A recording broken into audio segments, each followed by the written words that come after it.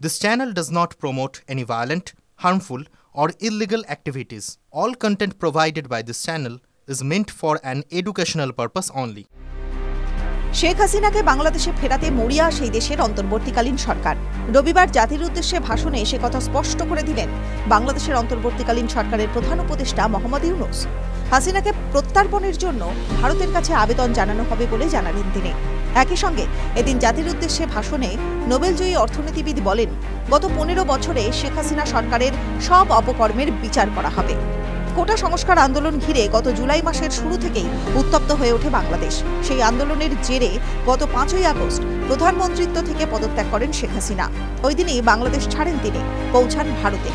বাংলাদেশের অস্থির পরিস্থিতির মধ্যে গত 8ই আগস্ট অন্তর্বর্তীকালীন সরকার গঠন করা হয়। তার প্রধান উপদেষ্টা মোহাম্মদ ইউনূস। অন্তর্বর্তীকালীন সরকারের 100 দিন পূর্তিতে এদিন জাতির উদ্দেশ্যে ভাষণ দেন ইউনূস। এদিন প্রায় 40 মিনিট ভাষণ দেন তিনি। বলেন, দেশকে গণতান্ত্রিক ধারায় ফেরাতে প্রয়োজনীয় সংস্কার শেষ হলেই দ্রুত নির্বাচনের রোড ম্যাপ ঘোষণা করা হবে। গত 100 দিনে অন্তর্বর্তীকালীন সরকারের নানা পদক্ষেপের কথা তুলে ধরেন তিনি। তারপরই শেখ হাসিনা সরকারের বিরুদ্ধে সরব হন ইউনূস। গত 15 বছরে বহুজনকে গুম করে খুন করা হয়েছে বলে অভিযোগ।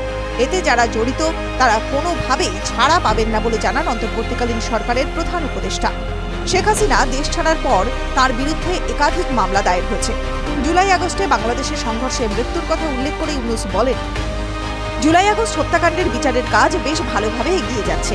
প্রাক্তন প্রধানমন্ত্রী শেখ হাসিনাকেও ভারত থেকে ফেরাতে চাইব আমরা। TV9 Bangla digital.